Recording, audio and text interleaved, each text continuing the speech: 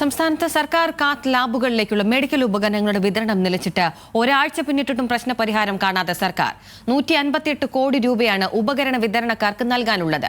Medical ഉപകരണങ്ങൾ ഇല്ലാതായതോടെ Kozhikode medical college ആശുപത്രിയിൽ ഹൃദയ ശസ്ത്രക്രിയകളുടെ എണ്ണം 3-1 കുറച്ചു. 19 മാസത്തെ കുടിശ്ശികയായ 158 കോടി രൂപ സർക്കാരിൽ നിന്നും ലഭിക്കാതെ വന്നതോടെയാണ് ആൻജിയോപ്ലാസ്റ്റി നടത്താനുള്ള ഉപകരണങ്ങളായ ബലൂണുകൾ, ഗൈഡ് വയറുകൾ തുടങ്ങിയ ശസ്ത്രക്രിയ ഉപകരണങ്ങളുടെ വിതരണക്കാർ നിർത്തിവെച്ചത്. ഇതോടെ സംസ്ഥാനത്തെ മെഡിക്കൽ കോളേജുകളിലെ ഹൃദയ ശസ്ത്രക്രിയകൾ പ്രതിസന്ധിയിലായി. ഏറ്റവും കൂടുതൽ കുടിശ്ശികയുള്ളത് കോഴിക്കോട് മെഡിക്കൽ കോളേജിലാണ്.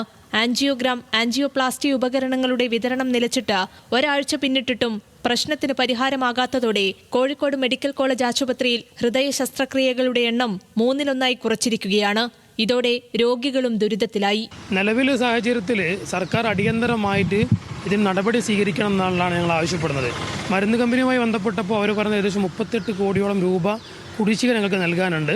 അത് കുറച്ചെങ്കിലും നൽകിയാൽ അവർ വിതരണം വീണ്ടും തുടങ്ങുമെന്നാണ് അറിയിക്കാൻ കഴിഞ്ഞിട്ടുള്ളത്. ഉപകരണ വിതരണക്കാർക്ക് നൽകാൻ കാരുണ്യ ഫണ്ടിൽ നിന്ന് അടിയന്തരമായി 2 കോടി രൂപ കൈമാറുമെന്ന് ആരോഗ്യവകുപ്പ് മന്ത്രി ഉറപ്പു നൽകിയിരുന്നെങ്കിലും ആ തുക മതിയാകില്ല എന്നാണ് ഉപകരണ വിതരണക്കാർ പറയുന്നത്. മാർച്ച് 31 വരെയുള്ള കുടിശ്ശിക തന്നു തീർക്കാതെ ആൻജിയോഗ്രാം, ആൻജിയോപ്ലാസ്റ്റി ഉപകരണങ്ങൾ വിതരണം ചെയ്യില്ലെന്ന ഉറച്ച നിലപാടിലാണ് വിതരണക്കാർ.